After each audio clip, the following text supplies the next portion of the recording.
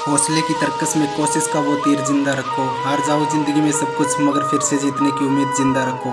जय हिंद साथियों, स्वागत है आप सभी का आपके अपने यूट्यूब चैनल रॉयल एकेडमी 1.0 पर। मैं अंकित प्रजापति एक बार फिर हाजिर हूँ आपके सामने पार्ट ऑफ स्पीच की कल के दूसरे टॉपिक प्रोनाउन की क्लास नंबर 4 लेकर। और जैसा कि आपको पता है, कोरोना महामारी की दूसरी लहर ये कितनी डेंजरस बन के उभरी है, तो आपको अपने घर पे रहना है और सेफ रहना है। कभी कोई भी बेवजह कोई भी अगर आपको काम नहीं हो तो बेवजह घर से बाहर नहीं घूमना, क्योंकि आप यदि खुद की फिलहाल सेफ्टी कर लेते हो तो वो आपके लिए बेटर होगा। और आपको पता है जैसा कि इसके लिए अभी कोई फिक्स प्रॉपर तरीके से इसकी कोई वैक्सीनेशन तो आई नहीं है, इसलिए आपको खुद को ही अपनी सेफ्टी रखने में आपकी भलाई है। और जो भी सरकार के द्वारा गाइडलाइन दी गई उनको फॉलो करना ये आपकी ड्यूटी है, क्योंकि आप देश की युवा शक्ति हो, इस देश की रीढ़ की हड्डी हो और आने वाले देश का भविष्य, आने वाले देश के सोल्जर्स हो।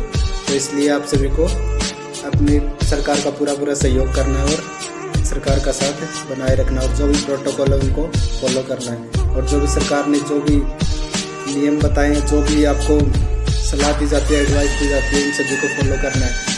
जैसे कि सरकार ने बोला है कि आपको भीड़ भाड़ वाली जगहों पर जाने से बचना है और बेवजह घर से बाहर बिल्कुल ही मत निकलना, और मास्क का प्रयोग करना है और अपने हाथों को टाइम पर वॉश करते रहना है और उनको सैनिटाइज करते रहना। तो ये सभी प्रोटोकॉल सरकार के द्वारा जो भी दिए गए उन सभी को फॉलो करना है और अपने आप की सेफ्टी रखनी है और बिल्कुल भी घबराना नहीं है।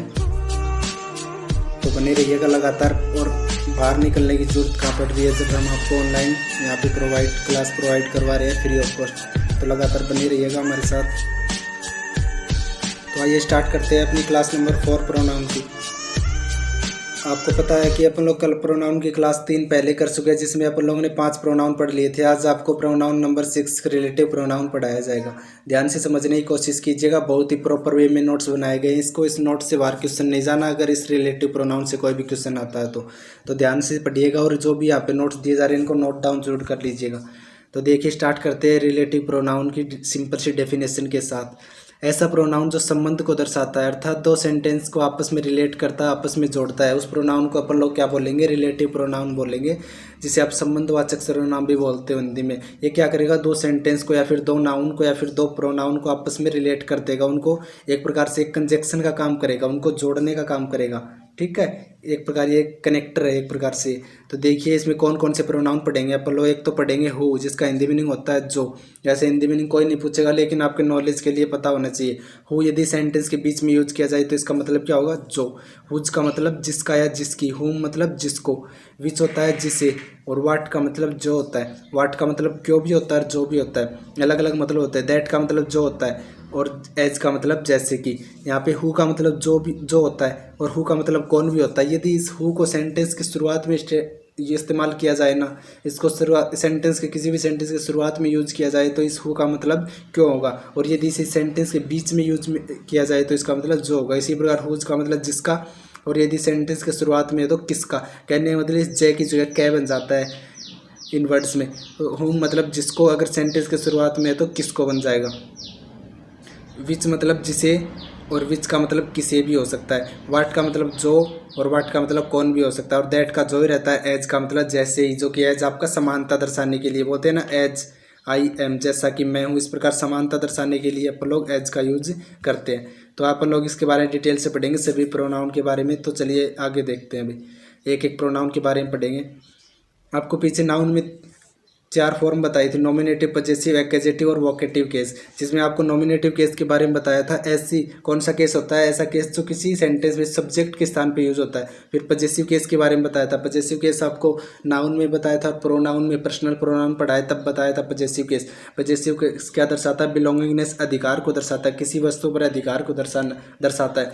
आपको सेंटेंस पढ़ना है और उस हिसाब से आपको देखना है कि अधिकार को दर्शाया जा रहा है या नहीं दर्शाया जा रहा।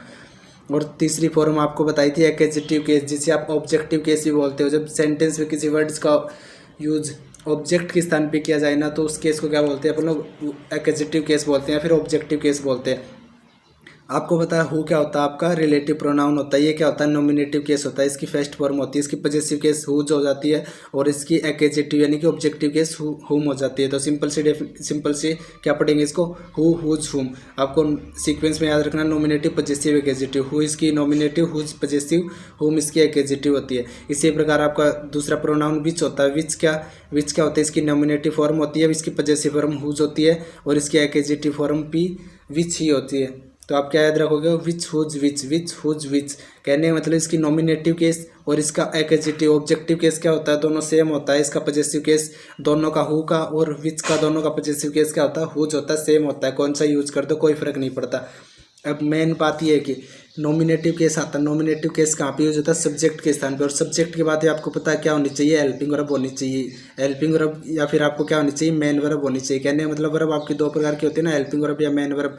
तो आपकी नॉमिनेटिव केस आ जाए, हुआ आ जाए, विच आ जाए, उसके बाद में आपको क्या होनी चाहिए, वर्ब होनी चाहिए। या फिर मॉडल के रूप में भी कोई वर्ब हो सकती है। कैन, कुड, मे, माइट, ये इस प्रकार, शुड, इस प्रकार मॉडल के रूप में भी कोई वर्ब हो सकती है। तो आपको ये इंपॉर्टेंट फैक्ट है, याद रखना है। एक प्रकार से ट्रिक का काम करेगी आपको।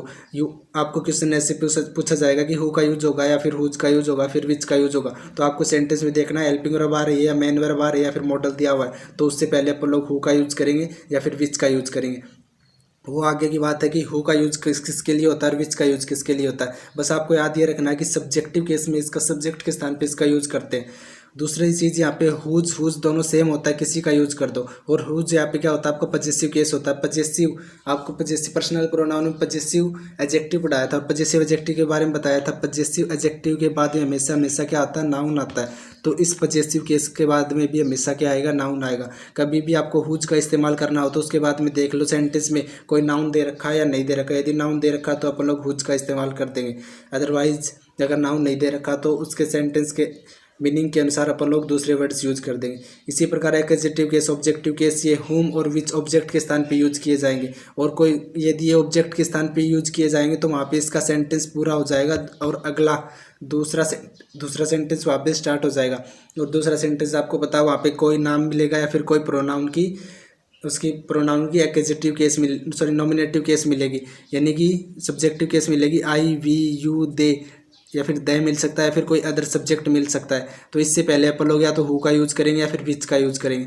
जो आगे देखना है कि यदि सजीव है तो हु वाली से सीरीज का यूज करेंगे, यदि निर्जीव है तो विच वाली सीरीज का ये अपन लोग यूज करते हैं। तो क्लियर है ये वाली रूल यहाँ तक। एक बार दोबारा देख लो। इसमें तो क्या होगा, हु और विच का यूज करने से पहले अपन लोग देखेंगे कि सेंटेंस के बाद में हेल्पिंग वर्ब या मेन वर्ब या फिर मॉडल दे रखा है। और पजेसिव केस का यूज करने से पहले देखेंगे कि उसके बाद में नाउन दे रखा है। और हुम या विच का यूज ऑब्जेक्ट के स्थान पे किया जाता है और ऑब्जेक्ट के बाद में कोई दूसरा सेंटेंस स्टार्ट होगा और दूसरा सेंटेंस सब्जेक्ट से स्टार्ट होता है तो कोई सब्जेक्टिव फॉर्म मिलेगी, जैसे कि आई, वी, यू, दे या फिर कोई भी अदर सब्जेक्ट वहाँ पे मिल सकता है। यहाँ तक क्लियर है सभी को। इसके बाद में नेक्स्ट देखते हैं।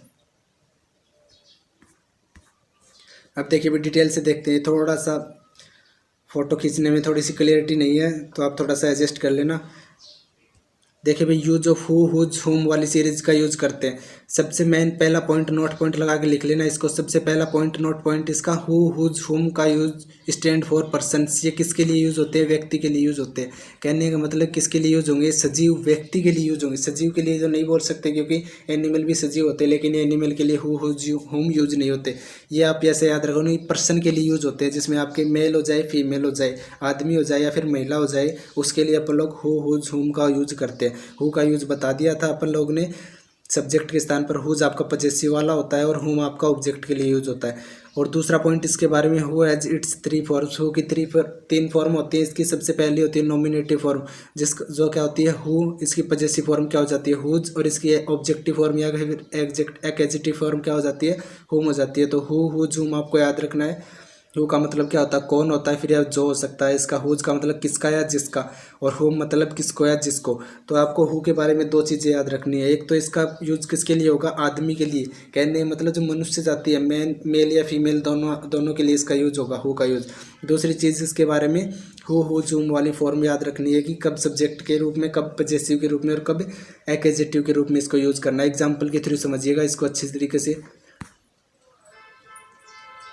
देखिए भी, पहला आपके पास एग्जाम्पल दे रखा है आई, फिर fill in the blanks, am your teacher teach you English. मैं आपका टीचर हूँ जो आपको क्या पढ़ाता हूँ, इंग्लिश पढ़ाता हूँ, ये सेंटेंस का मीनिंग है। तो आपने देखा कि इसमें क्या यूज करवा रहा है, या तो हुम को चूज करना, फिर हुज को चूज करना, या फिर हु को चूज करना, फिर नन ऑफ दीज। इसमें से आप सभी को आपको एक ऑप्शन चूज करना है। तो आपने देखा, जैसे ही सेंटेंस को देखा, आपने देखा आई सब्जेक्ट दे रखा है, इसके तुरंत बाद में एम दे रखी है वर्ब, जो कि आपकी क्या होती है, हेल्पिंग वर्ब होती है। और आपको बताया था जिस हेल्पिंग वर्ब कब आती है, जब नॉमिनेटिव केस का यूज हो। नॉमिनेटिव केस यानी कि सब्जेक्टिव केस का यूज हो, उसके तुरंत बाद में अपन लोग नॉमिनेटिव केस का यूज करते हैं। तो हुम आपको पता है, हु की क्या होती है, ऑब्जेक्टिव केस होती है। हु, हुज, हुम ये क्या होती है, इसकी ऑब्जेक्टिव केस होती है, तो हुम का यूज नहीं होगा। हुज आपको पता है पजेसिव को दर्शाता है, इसके बाद नाउन का आना जरूरी है। यहाँ पे तो वर्ब दे रखी है, कोई नाउन नहीं है, तो हुज का यूज भी नहीं होगा। तो बचा क्या, हु आपका सब्जेक्ट के स्थान पे यूज करते हैं, तो हु यहाँ पे करेक्ट हो जाएगा। सेंटेंस क्या बनेगा, आई हु एम, इस प्रकार आपका सेंटेंस बन जाएगा। यहाँ पे हु का यूज क्यों हुआ, क्योंकि इसके बाद में आपने देखा तुरंत बाद सेंटेंस में हेल्पिंग वर्ब दे रखी है, और या फिर इसके अलावा मेन वर्ब भी मिल सकती है, या फिर कोई भी मॉडल मिल सकता है, तो अपन लोग हु का यूज कर देंगे। क्लियर है बातें। इसके बाद सेकंड सेंटेंस देखिए, आई मीट ए बॉय, मैं एक लड़के से मिला। A boy fill in the blanks was a doctor. यहाँ पे देखा कि आपने क्या दे रखी है, हेल्पिंग वर्ब दे रखी है, और हेल्पिंग वर्ब से पहले अपन लोग नॉमिनेटिव केस का यूज करेंगे। और यहाँ पे ए बॉय की बात हो रही है, एक लड़के की बात हो रही है। लड़का आपका क्या होता है, आपका पर्सन होता है, व्यक्ति होता है। तो अपन लोग समझ गए, इसमें हु का यूज होगा, हु वाली सीरीज का यूज होगा। और आपने देखा कि वाज है तो हु का यूज होगा, क्योंकि हु है इसके यहाँ पे किसके लिए यूज करते हैं, नॉमिनेटिव केस में सब्जेक्ट के लिए यूज करते हैं। इसके बाद तुरंत हेल्पिंग वर्ब दे रखी है, तो हु का यूज हो जाएगा। हुज क्यों नहीं आया, क्योंकि इसके बाद नाउन नहीं है। विच किसके लिए आता है, विच यहाँ पे एनिमल या फिर जानवर के लिए या फिर वस्तुओं के लिए आता है। इसकी बात आगे करेंगे आप, ठीक है। तो ये क्लियर है ये वाला सेंटेंस आपको। इसके बाद नेक्स्ट एग्जाम्पल देखिए भाई, नेक्स्ट देखिए भाई, Susmita is the girl fill in the blanks purse was stolen yesterday. Susmita कल क्या होगा, पर्स चोरी हो गया, यस्टरडे बीते हुए कल को। आपने देखा कि यस्टरडे दे रखा, तो वाज का यूज हुआ, या ये बात आप लोग सेंटेंस में करेंगे। तो आपने देखा कि यहाँ पे सुस्मिता क्या है, कोई लड़की है, और कोई भी लड़के या लड़की या फिर पर्सन के लिए अपन लोग किसका यूज करते हैं, हु वाली सीरीज का यूज करते हैं। यहाँ पे देखा कि आपने क्या दे रखा, पर्सन नाउन दे रखा है, और नाउन से पहले आपको क्या पता है, क्या आना चाहिए, पजेसिव एडजेक्टिव आना चाहिए। तो आपको इसमें से पजेसिव एडजेक्टिव फाइंड करना ऑप्शन में। हु आपको पता है सब्जेक्ट के लिए यूज होता है, इसके बाद में हेल्पिंग वर्ब होनी चाहिए, जो कि यहाँ पे नहीं है, तो हु आपका नहीं आएगा। और हुम आपको पता है ऑब्जेक्ट के लिए यूज होता है, इसके बाद में सब्जेक्टिव केस होना चाहिए। आई वी यू दे, या फिर कोई भी नेम हो सकता है, अदर नेम हो सकता है। तो यहाँ पे हुम का यूज भी नहीं होगा। बचा के आपका हुज, हुज यहाँ पे क्या होता है, पजेसिव होता है, तो पजेसिव के बाद नाउन पर्स दे रखा, तो सेंटेंस बनेगा Susmita is the girl whose purse was stolen yesterday, जिसका पर्स क्या हो गया था, चोरी हो गया था यस्टरडे को, बीते हुए कल को। तो क्लियर ये वाला एग्जांपल सभी को कि हुज का यूज यहाँ पे क्यों किया गया। इसके बाद में नेक्स्ट भाई, इसके बाद नेक्स्ट देखिए भाई, Tansen was a poet fill in the blanks everyone appreciate him for good poems. ठीक है, तानसेन वाज द पोट। यहाँ पे देखा कि आपने क्या दे रखा है, सेंटेंस से फिल इन द ब्लैंक्स दे रखा है, इसके बाद में एवरीवन। एवरीवन आपको पता है क्या होता है, सब्जेक्टिव फॉर्म होती है, और सब्जेक्टिव फॉर्म दे रखी है, तो आपको पता है न तो हु का यूज करेंगे, न हुज का यूज करेंगे। इस अब बचा के आपका होम, तो होम यहाँ पे करेक्ट हो जाएगा। क्यों, क्योंकि होम के बाद में एवं का यूज कहाँ पे होता है, ऑब्जेक्टिव फॉर्म में होता है, और इसके बाद में तुरंत बाद में कोई भी सब्जेक्टिव फॉर्म दी हुई है। ये एक प्रकार से ट्रिक है आपके लिए कि होम के बाद में कोई भी सब्जेक्टिव फॉर्म दी हुई मिलेगी, और हुज के बाद में आपको क्या मिल चाहिए, नाउन चाहिए, और हु के बाद में हेल्पिंग वर्ब या मेन वर्ब या फिर मॉडल चाहिए। क्लियर है ये वाले एग्जाम्पल। इसके बाद next example, do you know the boy, do you know the boy fill in the blanks mother is doctor. क्या तुम उस लड़के को जानते हो जिसकी मदर क्या है, डॉक्टर। आपने देखा कि मदर दे रखा, मदर अपने आप में क्या होता है, नाउन होता है, तो नाउन से पहले क्या आता है, प्रोनाउन की पजेसिव केस आती है। तो इसमें देखा कि हु तो सब्जेक्टिव केस है, ये कैंसिल, हुज आपकी पजेसिव केस करेक्ट हो जाएगी। होम ऑब्जेक्टिव केस है, ये भी कैंसिल, तो इसमें क्या आ जाएगा, do you know the boy whose mother is doctor. क्या तुम उस लड़के को जानते हो जिसकी मदर, जिसकी माता क्या है, डॉक्टर है। क्लियर है वाले एग्जाम्पल। तो हु का यूज यहाँ तक कंप्लीट हो गया, हु, हुज, हुम। इसके बाद में नेक्स्ट है भाई यूज ऑफ विच। विच का प्रयोग देखिए भाई, सबसे इंपॉर्टेंट है यूज विच का प्रयोग। कई बार यहाँ से क्वेश्चन पूछे जाते हैं। वैसे रिलेटिव प्रोनाउन पूरा का पूरा इंपॉर्टेंट आपके लिए, यहाँ से क्वेश्चन कई बार पूछे गए हैं और आगे भी पूछे जाएंगे। तो देखिए भी यूज ऑफ विच। विच का प्रयोग, विच stands for animals, birds and things. Important, very very important, star point लगा लेना भाई। तो विच स्टैंड्स फॉर एनिमल्स, ये विच किसके लिए यूज़ होता है, एनिमल्स के लिए, जानवरों के लिए यूज़ होता है। बर्ड्स पक्षियों के लिए यूज़ होता है। और तीसरी चीज़ थिंग्स, वस्तुओं के लिए, निर्जीव वस्तुओं के लिए अपन लोग किसका यूज़ करेंगे, विच का यूज़ करेंगे। ठीक है, क्लियर है वाले ये वाली बातें। देखिए भाई, इसके बाद दूसरी बात देखिए, दूसरा नोट पॉइंट देखिए इसके बारे में, which also has its three forms. Which की क्या होती है, तीन फॉर्म होती है। उसी प्रकार जिस प्रकार हु की होती थी ना, हु हुज हुम, इसी प्रकार विच की थ्री फॉर्म्स होती है, विच हुज विच। विच आपकी क्या होती है, सब्जेक्टिव फॉर्म या फिर नॉमिनेटिव फॉर्म होती है, जो कि सब्जेक्ट के लिए यूज होती है। हुज आपके पता है पजेसिव फॉर्म होती है, और पजेसिव फॉर्म के बाद हमेशा क्या आना चाहिए, नाउन आना चाहिए। और विच आपकी ऑब्जेक्टिव केस या फिर एक्जेक्टिव केस बोलते हैं इसको, और ये किसके लिए यूज होती है, ऑब्जेक्ट के स्थान पे यूज होती है। और इसके बाद में तुरंत बाद में सब्जेक्टिव केस आना चाहिए, जैसे कि आई, वी, दे या फिर अदर सब्जेक्ट आ जाए कोई भी। तो देखते हैं अभी विच के एग्जाम्पल देखते हैं किस प्रकार विच का यूज किया जाता है। इन चीज़ों को अच्छे से लर्न कर लेना कि विच का यूज किसके लिए होता है, एनिमल्स के लिए होता है, जानवर के लिए होता है और चीज़ों के लिए होता है। और इसकी तीनों की तीनों फॉर्म को याद कर लेना, who which whose, sorry which whose which. इसकी सब्जेक्टिव और ऑब्जेक्टिव फॉर्म क्या होती है, सेम होती है विच की। देखिए इसके एग्जाम्पल देखिए, पहला एग्जांपल देखिए, the answer fill in the blanks he gave was incorrect. The answer, answer की बात की जा रही है। आंसर आपका जीवित थोड़ी होता है, निर्जीवित होता है, तो अपन लोग यहाँ पे हु का यूज़ थोड़ी करेंगे, हु आपका इनकरेक्ट हो जाएगा। फिर विच के बारे में सोचेंगे, हुज के बारे में देखो भाई, हुज क्या होता है, आपका पजेसिव प्रोनाउन होता है, इसके बाद नाउन होना चाहिए। और आपको यहाँ पे क्या दे रखा है, क्या दे रखा है, ही दे रखा है, जो कि आपका एक प्रकार का सब्जेक्ट है। तो हुज का यूज भी नहीं होगा, नन ऑफ दीज के बारे में नहीं सोचेंगे, क्योंकि यहाँ पे विच आपका सही सही यहाँ पे करेक्ट बैठ रहा है। तो क्या बन जाएगा, the answer which he gave was incorrect. यहाँ पे विच का यूज क्यों किया, क्योंकि विच आपका यहाँ पे क्या है, ऑब्जेक्टिव केस के रूप में यूज हुआ। और ऑब्जेक्टिव केस क्यों, कैसे पता लगा, क्योंकि इसके बाद में सब्जेक्टिव फॉर्म आपको क्या दे रखी है, सेंटेंस में ही दे रखी है। ही क्या होता है, सब्जेक्टिव फॉर्म होती है। तो अपन लोग ने विच का यूज यहाँ पे कर दिया। क्लियर है। इसके बाद next example, the cow. Sentence को पढ़ते ही आपने द काउ, काउ मतलब क्या होती है, एनिमल होता है। एनिमल को आपको बताया, एनिमल का यूज, एनिमल में किस कौन से प्रोनाउन का यूज करते हैं, एनिमल के लिए विच वाले प्रोनाउन का यूज करते हैं। तो हु का तो कोई केस ही नहीं बनता यहाँ पे। तो देखिए sentence, the cow fill in the blanks, calf has died does not give milk. जब वह गाय जिसका क्या मर चुका है, काफ जिसका वो बछड़ा मर चुका है, वो अब क्या नहीं देती, दूध नहीं देती। तो आपने देखा हु तो पर्सन के लिए यूज होता है, मेल या फीमेल के लिए, तो ये इनकरेक्ट हो जाएगा। हुज भी आपका, हुज के बारे में सोच सकते हैं अपन लोग। विच यहाँ पे क्या होता है, ऑब्जेक्टिव फॉर्म के लिए यूज होता है। इसके बाद में क्या होना चाहिए, सब्जेक्टिव फॉर्म होनी चाहिए। या फिर विच किसके लिए यूज होता है, नॉमिनेटिव केस के लिए यूज होता है। और नॉमिनेटिव केस के लिए यूज होगा तो इसके बाद हेल्पिंग वर्ब मिलनी चाहिए या फिर मैन वर्ब मिलनी चाहिए। तो यहाँ पे तो नया हेल्पिंग वर्ब दे रखी है, ना मैन वर्ब दे रखी है, तो विच का यूज भी नहीं होगा। नोट के बारे में नहीं सोचेंगे। यहाँ पे देखो भी, काल्फ क्या दे रखा आपको, काल्फ यहाँ पे अपने आप में क्या होता है, एक नाउन होता है। और नाउन से पहले आपको पता है प्रोनाउन की पजेसिव फॉर्म का यूज करते हैं। तो यहाँ पे विच की पजेसिव फॉर्म क्या बनती है, विच हुज विच। तो यहाँ पे हुज आपका क्या हो जाएगा, करेक्ट हो जाएगा। क्लियर है। इसके बाद में नेक्स्ट देखिए भाई, the book fill in the blanks over there is a religious book. इसमें देखिए भाई, द बुक की बात हो रही है। द बुक अपने आप में क्या होती है, थिंग होती है, वस्तु होती है। तो हु का यूज़ तो बिल्कुल भी नहीं होगा। आपने देखा कि sentence fill in the blanks के बाद में क्या दे रखी है, हेल्पिंग वर्ब दे रखी है। और हेल्पिंग वर्ब से पहले आपको पता है सब्जेक्टिव फॉर्म आएगी। और विच की सब्जेक्टिव फॉर्म, यानी कि थिंग की बात हो रही है, तो आपको पता है विच का यूज़ करेंगे। और विच की सब्जेक्टिव फॉर्म क्या होती है, विच ही होती है। तो इसमें करेक्ट क्या हो जाएगा, विच हो जाएगा। और आपका हुज क्या हो जाएगा, गलत हो जाएगा, क्योंकि सेंटेंस में इसके बाद में कोई नाउन नहीं दे रखा। यदि नाउन होता तो आपका हुज करेक्ट हो जाता, तो यहाँ पे करेक्ट क्या हो जाएगा, विच हो जाएगा। क्लियर है यहाँ तक सभी को रूल।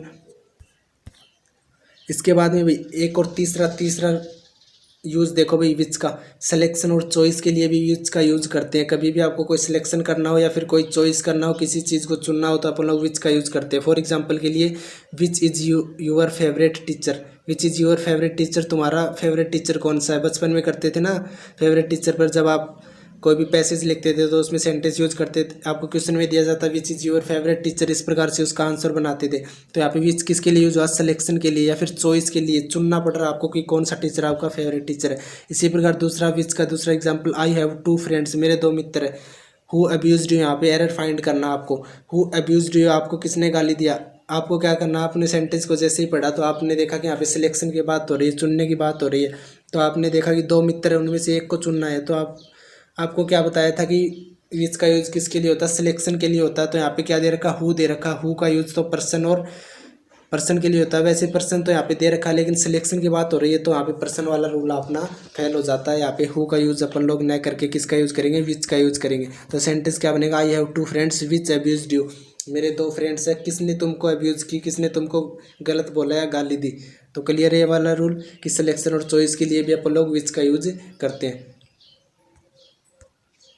इसके बाद में नेक्स्ट देखिए भी यूज ऑफ वाट। अपना अगला प्रोनाउन रिलेटिव प्रोनाउन में क्या होता है, वाट। वाट का मतलब क्या होता है, जो भी होता है, और वाट का मतलब क्यों भी होता है। इसकी एक प्रकार से ट्रिक के तौर पर आप याद कर लो कि ये जो भी ये बातें लिखवाई जा रही है आपको एक्सपीरियंस के तौर पर, जो भी सेंटेंस देखे गए आज तक, मतलब यहीं से क्वेश्चन बनता है। आपको एक ट्रिक के तौर पर आप याद कर लो इसको। जब रिक्त स्थान के बाद में से, सेड, टेल, टोल्ड, आस्क ये सब मिल जाए, ये सब वर्ड मिल जाए, से, सेड, टेल, टोल्ड, आस्क ये वर्ड्स आपको फिल इन द ब्लैंक्स के बाद में मिल जाए, तो वहाँ पे अपन लोग वाट का यूज़ कर देंगे।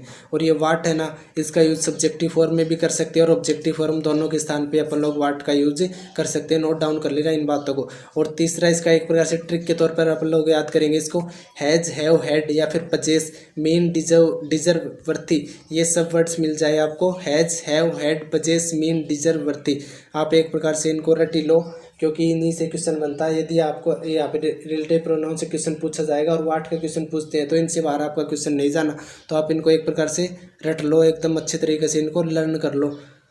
तो इनके बाद में भी ये सब शब्द मिल जाए तो इनके बाद में भी अपन लोग वाट का यूज करेंगे। एक बार दोबारा देख लो, से, सेड, टेल, टोल्ड। से की सेकंड फॉर्म सेड हो जाती है, टेल की टोल्ड हो जाती है, आस्क आपने आप याद कर लेना आप पूछने के सेंस में। हैज मिल जाए, हैव मिल जाए या फिर हैड मिल जाए, तीनों क्या होती है, परफेक्ट की फॉर्म होती है। या फिर पजेस मिल जाए अधिकार वाला, या फिर मीन, डिजर्व, वर्थी ये सब शब्द मिल जाए आपको, तो अपन लोग वाट का यूज करेंगे उसके बाद में फिल इन द ब्लैंक्स में। ठीक है, तो देखिए इसके एग्जाम्पल देखिए किस प्रकार से क्वेश्चन बनता है। I have lost fill in the blanks, I had. आपने देखा कि हैड दे रखा सेंटेंस में, आपको अभी अभी बताया था हैज, हैव, हैड या पजेस या फिर मीन, डिजर्व, वर्थी मिल जाए तो अपन लोग किसका यूज़ कर देंगे, वाट का यूज़ कर देंगे। तो यहाँ पे सेंटेंस में किसका यूज़ होगा, वाट का यूज़ होगा हैड के अनुसार। दूसरा एग्जाम्पल देखिएगा, ही गोट वाट ही डिजर्व। आपने क्या देखा कि सेंटेंस में डिजर्व दे रखा, तो अपन लोग इस सेंटेंस में कौन से प्रोनाउन का यूज़ कर देंगे, वाट का यूज़ कर देंगे। क्लियर है। इसके बाद में next example, I don't believe, फिर इन द ब्लैंक्स यू से। आपने देखा कि से दे रखा, से दे रखा हो, सेड दे रखा हो, आस्क दे रखा हो, टेल दे रखा हो या फिर टोल्ड दे रखा हो, तो अपन लोग किसका यूज़ करेंगे, वाट का यूज़ कर देंगे फिल इन द ब्लैंक्स में। इसके बाद में next example, most people got what they deserve. आपने देखा क्या दे रखा, डिजर्व दे रखा। डिजर्व का मतलब ऐसे योग्य होता है। Most people get watt they deserve, deserve के अनुसार अपन लोग क्या यूज़ करेंगे, वाट का यूज़ करेंगे। अधिकतर लोगों ने क्या प्राप्त कर लिया, जिसके वे योग्य थे उन सब चीज़ों को उन्होंने प्राप्त कर लिया। तो ये सेंटेंस का मीनिंग बनता है। क्लियर है वाट का, सिंपल सा है। वैसे वाट से ज़्यादा क्वेश्चन नहीं पूछे जाते, लेकिन कंफ्यूज बहुत ज़्यादा होते हैं बच्चे इसमें, इसलिए आपको ये ट्रिक के तौर पर दी गई है और इससे क्वेश्चन बाहर नहीं जाएगा। आपका नेवी, एयरफोर्स, एनडीए, सीएचएसएल या फिर एसएससी कोई भी एग्जाम हो, इसमें क्वेश्चन बाहर नहीं जाएगा। इसके बाद में देखिए भी use of that, very very important लगा लेना इसको, बहुत बार पूछा जाता है दैट का यूज़ आपको। कई बार एक दैट में बच्चे बहुत ज़्यादा कंफ्यूज होते हैं, तो इसके लिए भी आपको एक शॉर्ट ट्रिक आपके लिए लेके आए हैं। देखिए भी कैसी शॉर्ट ट्रिक है। इस शब्द दे रखे हैं आपके सामने, कभी भी आपको मिल जाए सेंटेंस में द सेम मिल जाए या फिर आल मिल जाए, आल मतलब सभी के सभी, या फिर द ओनली मिल जाए, द फ्यू मिल जाए या फिर सुपरलेटिव डिग्री मिल जाए, तो अपन लोग उस केस में दैट का यूज़ करेंगे। एक बार दोबारा देखो इन वर्ड्स को, द सेम मिल जाए, आल मिल जाए, the only, the few, superlative degree. कौन कौन से शब्द, the same, all, the only, the few, superlative degree मिल जाए, तो उस केस में अपन लोग दैट का यूज़ करेंगे, रिलेटिव प्रोनाउन दैट का यूज़ करेंगे। और यदि सेंटेंस में ये शब्द दे रखे हैं तो हु और विच की बजाय भी अपन लोग वहाँ पे किसका यूज़ करेंगे, दैट का यूज़ करेंगे। चाहे वहाँ पे हु और विच की सेंस बनती हो, लेकिन ये शब्द वहाँ पे है तो अपन लोग किसका यूज़ करेंगे, दैट का यूज़ करेंगे। The same, all, the only, the few, superlative degree. Example के थ्रू समझिए, सब कुछ क्लियर हो जाएगा। देखिए पहले एग्जांपल दे रखा है, all fill in the blanks that glitters is not gold. सभी चमकने वाली चीज़ें क्या नहीं होती, गोल्ड की नहीं होती। तो आपने देखा आल दे रखा है, तो आल के बाद में क्या यूज करेंगे अपन लोग, दैट का यूज करेंगे। विच भी नहीं आएगा, हु भी नहीं आएगा, और नन ऑफ दीज के बारे में नहीं सोचेंगे, क्योंकि अपना रूल ही लग रहा है यहाँ पे, अपनी जो ट्रिक है वही काम हो रही है। तो आल के बाद में अपन लोग किसका यूज़ करेंगे, दैट का यूज़ करेंगे, तो यहाँ पे दैट करेक्ट हो जाएगा। इसके बाद में नेक्स्ट एग्जांपल देखिए, this is the same way fill in the blanks can lead you to success. यह वही तरीका जो तुम्हें सक्सेस की ओर लेके जाएगा। तो हु के बारे में नहीं सोचेंगे, विच के बारे में नहीं सोचेंगे। क्यों नहीं सोचेंगे, क्योंकि इसमें सेंटेंस में क्या दे रखा है, द सेम दे रखा है, और द सेम के अनुसार अपन लोग किसका यूज़ करेंगे, दैट का यूज़ करेंगे। तो यहाँ पे दैट आपका करेक्ट हो जाएगा। इसके बाद नेक्स्ट एग्जाम्पल देखिए भाई,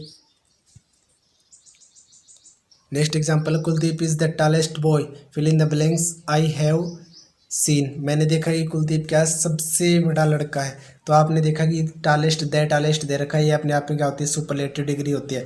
खैर अभी तक आपको सुपरलेटिव डिग्री नहीं पढ़ाई तो इसके बारे में टेंशन नहीं लेना। एक शॉर्ट ट्रिक के तौर पर आप ऐसे याद कर रख सकते हो कि EST, जिस भी वर्ड के लास्ट में आपको EST मिल जाए उसको क्या बोलते हैं अपन लोग, सुपरलेटिव डिग्री बोलते हैं। जैसे कि आपको टाल की अपन लोग को बनानी है। टाल अपने आप में क्या होता है, एडजेक्टिव होता है। एडजेक्टिव की क्या बनती है, डिग्री बनती है। जैसे कि आपके पास टाल है तो टाल अपनी क्या होती है, ये आपकी पॉजिटिव डिग्री होती है। इसकी दूसरी डिग्री क्या बन जाएगी, टालर बन जाएगी, TALLER। और इसकी सुपरलेटिव डिग्री क्या बन जाएगी, TALLEST। ठीक है, तो टाल, टालर, टालेस्ट। तो आपने देखा कि इसके लास्ट में क्या लगा हुआ, EST लगा हुआ, तो ये अपने आप में क्या है, सुपरलेटिव डिग्री है। क्लियर है यहाँ तक सभी बातें। तो आपने देखा कि यहाँ पे सुपरलेटिव डिग्री दे रखी है, तो इसके अनुसार अपन लोग दैट का यूज़ यहाँ पे करेक्ट हो जाएगा, और न कि विच आएगा, न कि हो जाएगा। डिग्री आपको सारी की सारी करवा दी जाएंगी। अगला टॉपिक अपन लोग एडजेक्टिव स्टार्ट करेंगे, और एडजेक्टिव की डिग्रियाँ बनती है। जैसे कि आपकी पॉजिटिव डिग्री हो जाए, कंपैरेटिव डिग्री हो जाए, या फिर सुपरलेटिव डिग्री हो जाए, वहाँ पे एक एक रूल बारीकी से आपको पढ़ा दिया जाएगा, इसलिए टेंशन लेने की जरूरत नहीं है। अगला एग्जांपल देखिए भाई, रॉयल एकेडमी 1.0 जिस पर आप फिलहाल पढ़ रहे हो, इज़ द बेस्ट। बेस्ट आ गया, या बेस्ट अपने आप में क्या होती है, सुपरलेटिव डिग्री होती है। एकेडमी तो सुपरलेटिव डिग्री के अनुसार अपन लोग दैट का यूज़ करेंगे। वी हैव हियर्ड, जिसके बारे में हमने सुना है, रॉयल एकेडमी 1.0 क्या है, बेस्ट एकेडमी है। ठीक है भाई। इसके बाद में देखिए भाई, यूज़ ऑफ एज। एज का यूज़ आपको ज़्यादा नहीं पूछा जाता, लेकिन फिर भी नॉलेज के लिए पता होना चाहिए। यूज़ ऑफ एज, एज का यूज़ कहाँ पे करते हैं, किसी के बीच भी समानता तक दिखाने के लिए, इक्वेलिटी दिखाने के लिए अपन लोग सेंटेंस में अपने लोग को क्या मिल जाए, समानता के लिए सच मिल जाए या फिर सेम मिल जाए, इसके बाद में अपन लोग एज का प्रयोग करेंगे। फॉर एग्जांपल के लिए डू द सेम, आपने देखा कि सेम है, इसमें तो किसका यूज़ कर देंगे, एज का यूज़ कर देंगे। Do the same as I do, ऐसा ही करो जैसा कि मैं करता हूँ। तो यहाँ पे क्या दर्शाई जा रही है, सेंटेंस मीनिंग के आधार पर भी आप कर सकते हो, ऐसा ही करो जैसा कि मैं कर रहा हूँ, समानता दिखाई जा रही है। सेकंड एग्जांपल भाई, he looks the same as I do. He looks the same as I do, आपने देखा कि सेम दे रखा, तो सेम के लिए एज का यूज़ हो जाएगा। सच और सेम मिल जाए तो अपन लोग एज का यूज़ कर देते हैं ऑप्शन के अनुसार, यदि एज आपको ऑप्शन में दे रखा है। और यदि द सेम आपको पता है किसके लिए यूज़ होता है, द सेम मिल जाए तो अपन लोग दैट का यूज़ भी करते हैं। वो आपको ऑप्शन के अनुसार चूज़ करना है कि कौन सा वहाँ पे करेक्ट बैठ रहा है।